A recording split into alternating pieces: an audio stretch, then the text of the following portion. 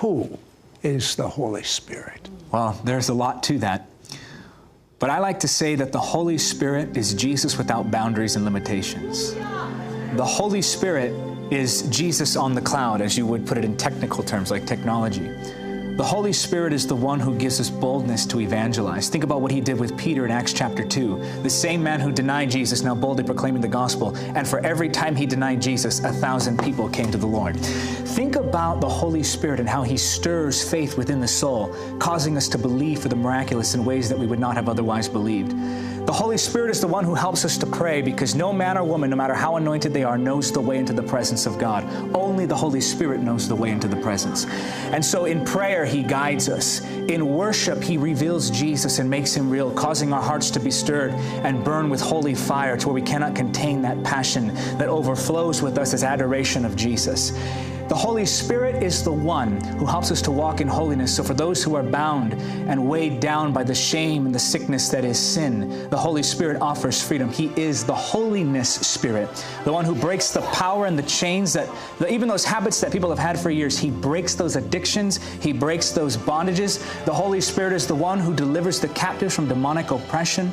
The Holy Spirit is the one who moves in us and gives us revelation of the Word. Sometimes when we read the Word, we're saying, I just want to see Jesus. He causes the information of the Word to go from just information to revelation, and revelation brings transformation.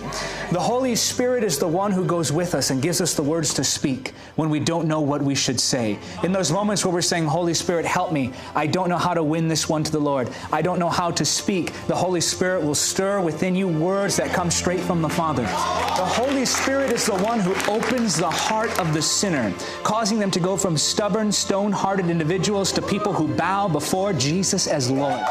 The Holy Spirit is the one who anoints us for ministry and appoints us into the call of God. He takes ordinary lives and makes them lives that transform the world. I like to say that a single moment spent in the presence of the Holy Spirit can transform your life, but a life spent in the presence of the Holy Spirit can transform the nations. The Holy Spirit is that something more. He's that deep stirring. What was it, do you think, that caused the martyrs to lay down their lives and say, take my blood, we want to preach the gospel. Jesus is Lord. That's the Holy Spirit stirring the love of God in that heart, shedding the love of God abroad in our hearts. The Holy Spirit is the one who gives us all the promises of the Father. The Holy Spirit is the one who causes us to walk in the perfect will of God, not by the day, not by the hour, but down to the millisecond like Jesus. You really love the Holy Spirit. I could go on and on and on.